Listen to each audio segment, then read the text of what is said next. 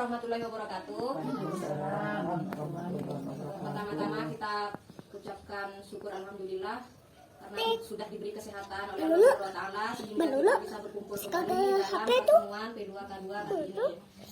Jadi saya ucapkan terima kasih kepada ibu-ibu yang sudah meluangkan waktunya untuk memenuhi kewajiban sebagai KPM PKH, yaitu salah satunya hadir ke pertemuan P2K2. Baik, mungkin ada yang ingat pertemuan sebelumnya kita membahas tentang apa? Ibu hamil dan anak balita yang harus makan bergizi. Ya, betul ibu-ibu. Jadi pada pertemuan sebelumnya kita sudah membahas tentang manfaat bantuan sosial untuk memenuhi gizi ibu hamil dan anak usia dini. Pada pertemuan kali ini kita akan membahas tentang cuci tangan pakai sabun, yaitu nanti akan belajar manfaat dari cuci tangan pakai sabun, cara cuci tangan pakai sabun yang benar, serta praktik baik cuci tangan pakai sabun ya. Sekarang saya mau bertanya, apakah ibu-ibu rutin cuci tangan pakai sabun? Ya. Pakai sabun ya. Biasanya kapan cuci tangan pakai sabun? Sebelum makan, sesudah makan, Dari luar rumah. Oke ya. Jadi pakai sabun ya ibu-ibu ketika cuci tangan? Ya. Ya, karena biasanya ada sebagian orang yang cuci tangan hanya pakai air saja ya. Jadi salah satu cara untuk mencegah terjadinya stunting itu adalah kita harus terbiasa mencuci tangan pakai sabun sehingga bakteri yang menempel di tangan itu hilang. Jadi ibu-ibu sekarang ini ada air lada ya. Jadi air lada ini diibaratkan virus. Nanti kita akan bagi kelompok. Kelompok pertama Ibu U dan Ibu Sofi mencoba cuci tangan hanya pakai air saja. Yang kedua Ibu Latun dan Ibu Habibah nanti coba cuci tangan pakai sabun. Nanti kita lihat perbedaannya seperti apa. Ibu U sekarang tilupkan tangannya ke sini.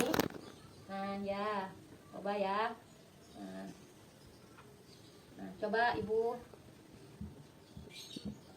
Nah, coba kita lihat perbandingannya ya. Kalau mencuci tangan hanya menggunakan air, ini masih ada sisa-sisa ya, sisa-sisa air ladanya di sini menempel. Sedangkan kalau kita pakai air sabun, tidak ada lada yang menempel ya.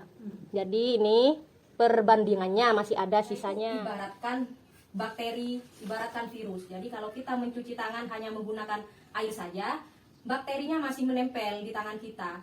Ya, berbeda dengan kalau kita mencuci tangan menggunakan sabun. Jadi tidak ada bakteri atau tidak ada virus yang menempel. Di tangan itu tidak cukup menggunakan air saja, harus menggunakan sabun. Kenapa kita harus cuci tangan pakai sabun? Agar kotoran, bakteri atau virus yang menempel di tangan itu hilang. Jadi bisa mencegah penularan penyakit seperti diare, cacingan yang dapat merusak kemampuan tubuh menyerap nutrisi. Jika anak tubuhnya susah menyerap nutrisi, maka akan kekurangan gizi sehingga anak tersebut rawan stunting ya ibu-ibu. Jadi perkembangannya, tinggi badannya tidak sama dengan anak seusianya. Ada 5 waktu penting kapan kita harus mencuci tangan ya. Yang pertama sebelum dan sesudah makan. Yang kedua setelah buang air besar atau buang air kecil. Yang ketiga setelah beraktivitas, misalkan ibu-ibu pulang dari sawah setelah bekerja, itu jangan lupa cuci tangan pakai sabun.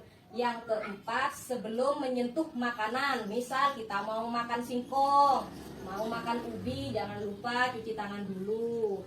Yang kelima yaitu sebelum menyusui, bagi ibu-ibu yang punya anak bayi ya jangan lupa sebelum menyusui itu kita harus cuci tangan sehingga bersih, tidak ada bakteri yang menempel, kandangnya dipegang.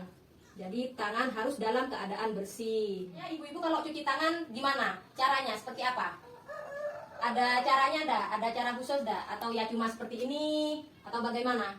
Titik tangannya itu ambil gayung, disiram, ambil sabun, diginikan, ambil air pakai gayung lagi, dibersihin. Oh seperti itu ya ibu ya. Jadi cuma ambil air, terus kita gosok ya pakai sabun seperti itu ya. Jadi cuci tangan pakai sabun yang benar itu ibu ada langkah-langkahnya ya. Nanti kita akan belajar seperti apa langkah cuci tangan yang benar. Cuci tangan yang benar itu langkah yang pertama kita basahi tangan kita, kemudian kita ambil sabun, Kemudian kita gosokkan seperti ini. Ya, kita gosok telapak tangan kita secara bergantian arah memutar. Yang kedua, kita usap dan gosok punggung tangan secara bergantian. Yang ketiga, gosok sela-sela jari secara bergantian hingga bersih. Yang keempat, yaitu bersihkan ujung jari secara memutar dengan posisi mengunci seperti ini, Ibu ya. Gantian. Yang kelima, gosok ibu jari atau jempol secara bergantian kanan dan kiri. Ya, kemudian yang terakhir yaitu letakkan ujung jari ke telapak tangan, kemudian diusap perlahan kanan dan kiri gantian. Kemudian yang terakhir adalah bilas hingga bersih. Ya, nanti kita akan praktek langsung biar ibu-ibu lebih mudah memahami sehingga nanti bisa mempraktekkan di rumah bersama anggota keluarganya.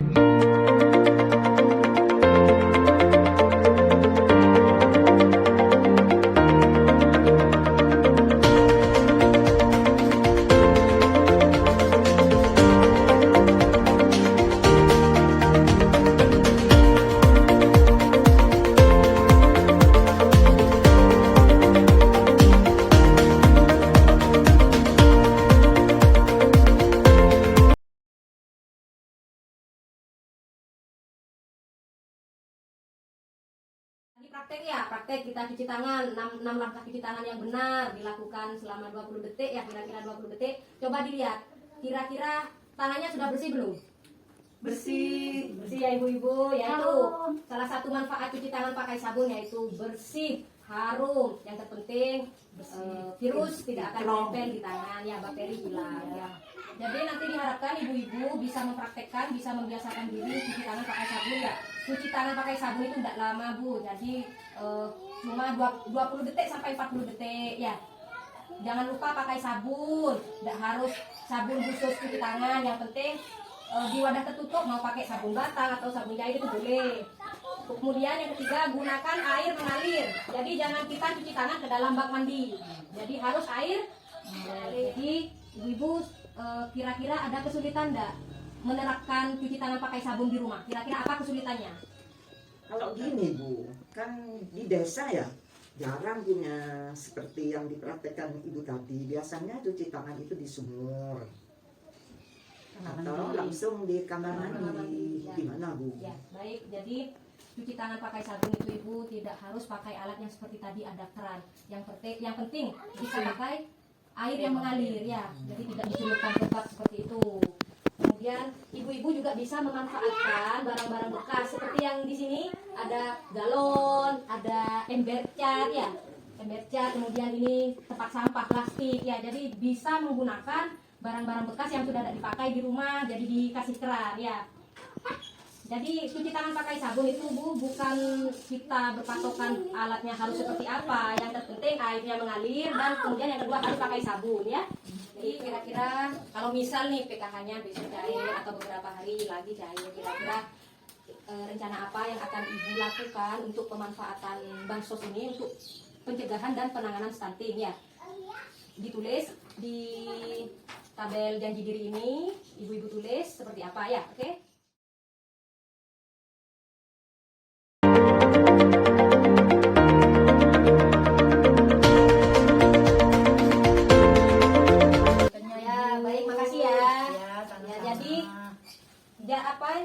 Komitmen ini tidak hanya ditulis di sini ya, tapi harus diterapkan. Oke Ibu, siap, perlahan Ibu. diterapkan. Kalau Siap, misalkan Ibu. ada kesulitan bisa langsung menghubungi saya. Oke. Ya. Ya. Jadi ibu-ibu mulai dari sekarang ajak anggota keluarga untuk membiasakan diri cuci tangan pakai sabun, terutama anak balita agar terhindar dari penyakit diare, penyakit cacingan ya, yang itu bisa menyebabkan stunting Bu. Jadi kita harus membiasakan diri cuci tangan pakai sabun. Ya. Cuci tangan pakai sabun itu Bu salah satu cara untuk mencegah terjadinya stunting. Jadi biasakan mulai dari sekarang. Yang kedua, manfaatkan bantuan sosial yang sudah diterima oleh ibu-ibu dengan maksimal. Gunakan untuk memenuhi kebutuhan pangan yang bergizi. Kemudian yang kedua bisa disisihkan untuk misalkan mau membuat alat cuci tangan sederhana ya, bisa disisihkan dari uang bansos. Biasakan cuci tangan dari hari ini, ajak semua anggota keluarganya. Baik, ada pertanyaan ibu-ibu? Tidak ada, Bu. Tidak ada. Baik, kalau tidak ada, kita tutup pertemuan hari ini. Terima kasih. Wassalamualaikum warahmatullahi wabarakatuh. Waalaikumsalam warahmatullahi wabarakatuh.